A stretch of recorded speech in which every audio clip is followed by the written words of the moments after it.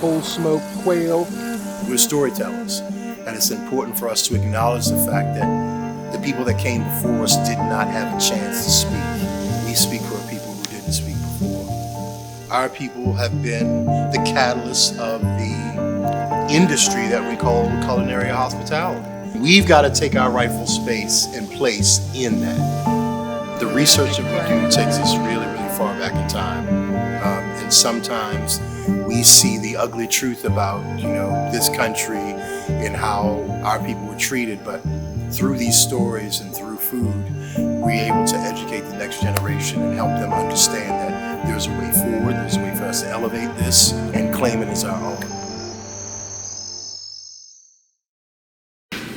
So we're going to need to take some of these and put them on another tray. And this is what I want you to do. My name is David Thomas. I'm the executive chef and partner here at the Heirloom Food Group. I'm Tanya Thomas. I'm the executive pastry chef and partner here at Heirloom Food Group. Maryland has one of the oldest, food histories in the country. Most people don't know it because we focus on other areas that get a lot of press. That is more to Maryland food traditions than the coastal regions, which is crab and oysters. There's much more to Maryland than that. So I think that's what people forget, that at one time, duck was a delicacy in the state, and a lot of duck was moved from this state to other parts of the country because of the incredible duck that was harvested here.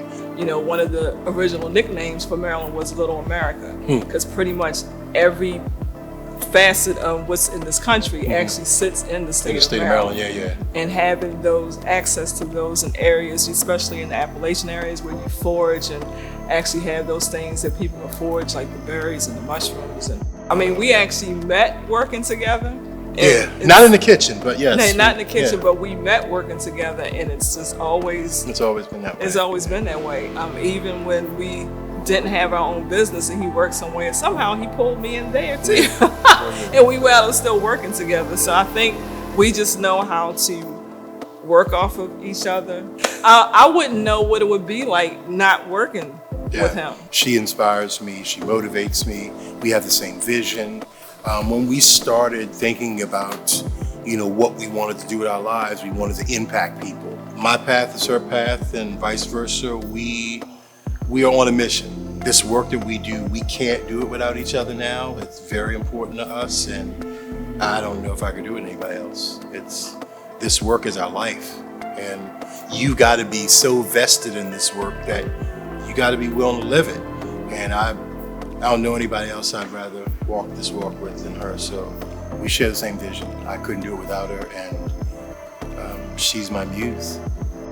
I think the most rewarding thing about the work that we do, is really, touching people, learning history, being reconnected to people that we didn't know through food and through these experiences. But it goes back to the research and the history and the acknowledgement of our ancestors, learning so much about ourselves. I don't know if there's a greater reward. It is really about us learning about ourselves and where we came from, where we want to go, and being able to touch these younger folks and say, hey, we are more than what they told you. But I think it's just being able to do what we love.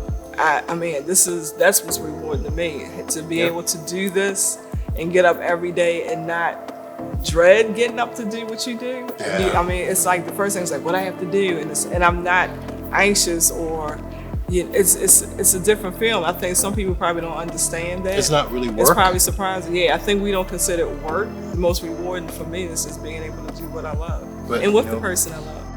The most important step in the process for us, I think it's really two-pronged. So I think the first step is always sourcing and how you source the product.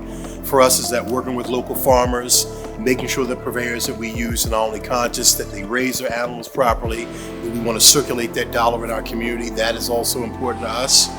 The other thing that's important to us is to recognize the past and to acknowledge our ancestors. The work that we do, it is important that we do that because those ancestors of ours didn't get a chance to be acknowledged for the work they did, for a cuisine, a culture that they helped create. I think it's the research component for me, given a better understanding and when we create or do a dish and what we do, the story behind it. Because for us, it's always educating and giving the story behind the dish or the food that we create.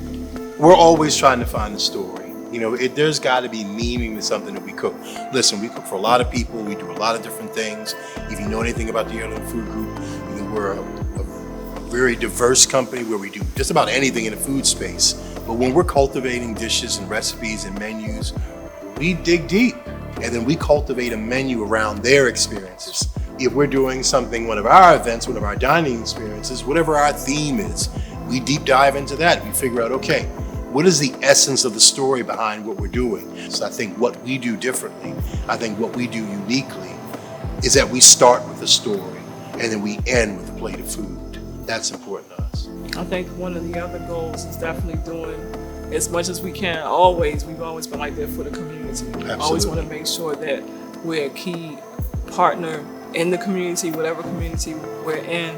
But we know we want to help put Baltimore and put Maryland on the map. That's a very, very important part of this country's food history.